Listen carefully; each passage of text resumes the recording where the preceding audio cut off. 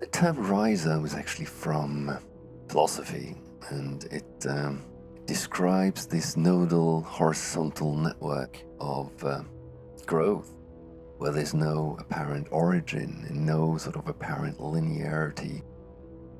And I thought this would be quite sort of an apt description of the revolution I'm envisioning.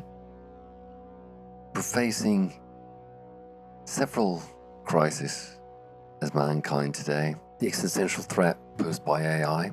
I mean, there are, of course, these sort of judgment day scenarios where the robots take over, become self-aware, which I don't personally think is very likely. There might not be sort of any bad intent on part of the AI. I don't think these machines, even though they might seem intelligent to us, that they have any sort of inner life. I think it's a pretty ridiculous notion. But, they can still lead us astray.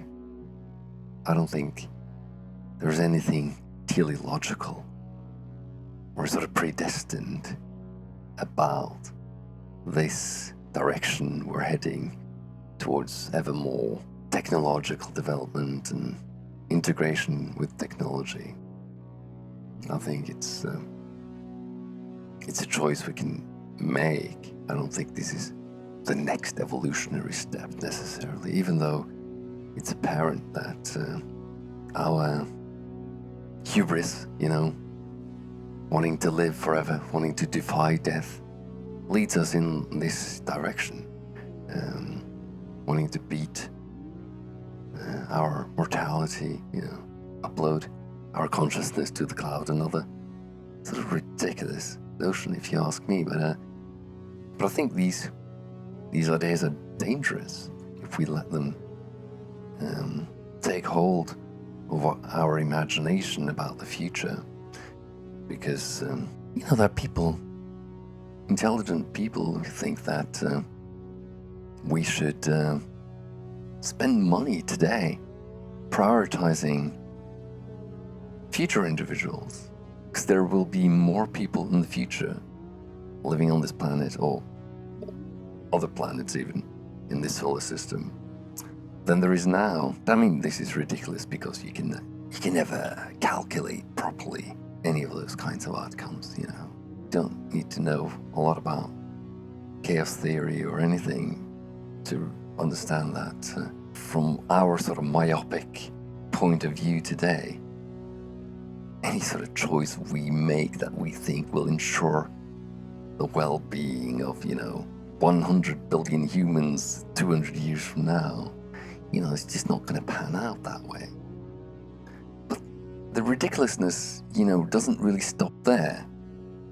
William McCaskill and, these people who adhere to long-termism, they want to include artificial consciousness or, simulated sentient beings into this equation, which means, robots, future computers. And all this rests on this quite sort of ridiculous notion that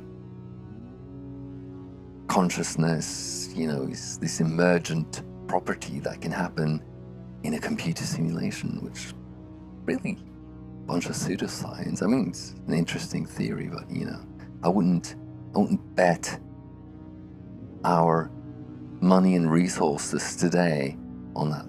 I mean, take the Turing test. I mean, some people seriously believe that, I'm interacting with this chatbot and it seems like a human being to me. I have to sort of now believe that, there's a sentient being in it and that this being has human rights like I do, and that we should, think about these future beings and prioritize them more than the people living and suffering in this world today, because there will be more of them. Absolute ridiculousness. The danger lies in that people in power, people who can influence the trajectory of human history, some of those people believe in this. And if we let these ideas take hold of our imagination about what our future should be or can be, I think can be quite dangerous. But even just knowing what these sort of technological advance does to the world, if you look back on history, I mean, it's just not going to be a very pleasant ordeal. We just had, all these disruption, as they so nicely put it, in our markets from the internet revolution, and now we're going to have the AI revolution, and everyone who knows anything about what they're talking about are of course saying that, this is going to eliminate almost all of our jobs. And it's not just blue collar jobs, they're going to be replacing doctors, but also, artists. This seems so upside down to me. I mean, it's so obvious human beings are craving authenticity, even though the system's increasingly pushing for this computerized, automated, commodified world that none of us really want. So this kind of spiritual sort of crisis that we're having is only part of it, because with the actual damage that all of this is doing, not just to our souls, but to our planet and to this ecosystem that we rely on. It's not just climate change or a rise in temperature or flooding of certain islands. I mean, there's massive amounts of pollution. Just plastics, forever chemicals, enormous rise in neurological disorders that may or may not be related to this, but researchers suspect that they are. And there is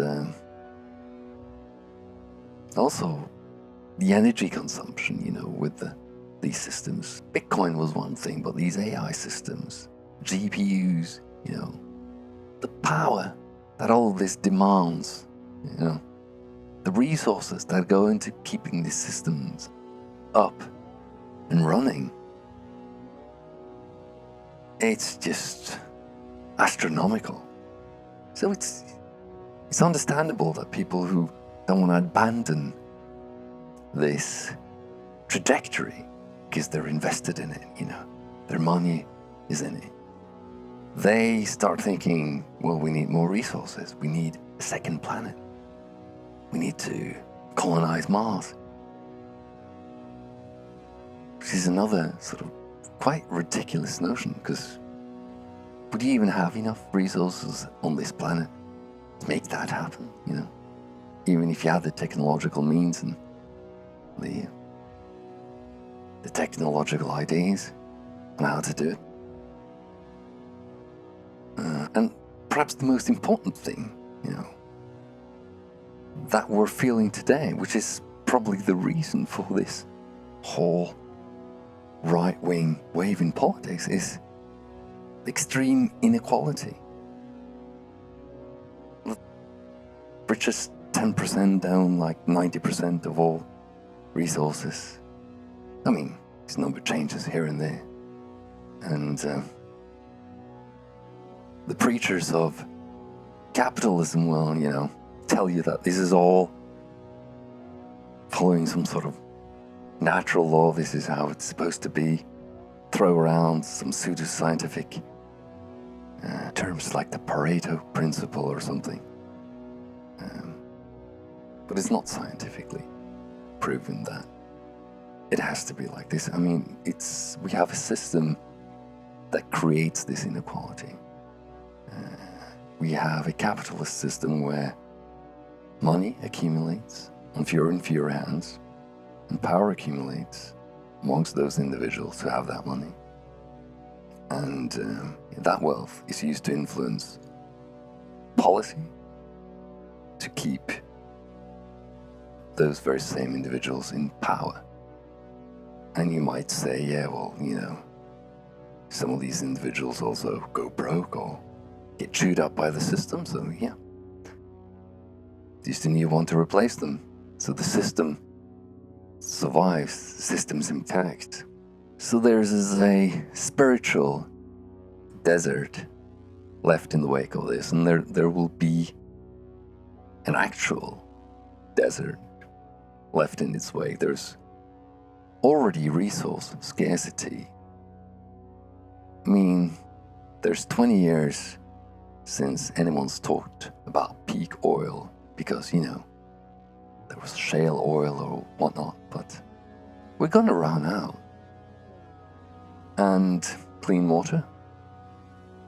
I mean, it renews eventually, but with too many people and, too much pollution and too much strain on the system, you're not gonna have enough clean water for everyone.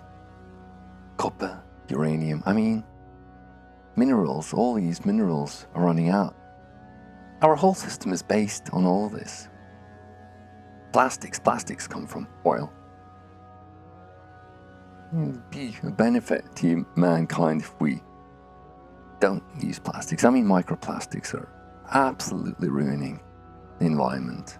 All these species, you can find microplastics in the brain of certain types of fish. God knows what it does to our systems. So there's really an existential crisis. And all of this, I was thinking about when I was writing. And the songs deal with all of these issues. And unfortunately, it's become oddly prescient. And I say prescient because these songs were actually written quite a long while ago, between 2016 and 2019. So when I was writing about artificial intelligence back in 2018, we were still quite a few years from large language models. I was also writing about war and war crimes long before the invasion of the Ukraine or whatever's going on in Gaza. So to me back then, all I was seeing were the dark clouds on the horizon with the right-wing populist wave washing over Europe and America. And I was bringing in all these other ideas I've been having over the years. As an artist, I've worked a lot with ideas surrounding technology and human integration with technology and what is often called transhumanism. So I wanted to bring that into the project too. And little did I know that we're on the brink of a AI revolution. So even though it might seem on the surface as a more sort of conceptual and intellectual album, it's very, very heartfelt, It's there's a true concern about these things, as I hope my rant has put across. I think for the few of you who are interested, this could be a larger context to listen to the album in. So that was the more sort of conceptual film about this album. Hopefully I'll put out a film more about the music and how we made it. Until next time, bye bye.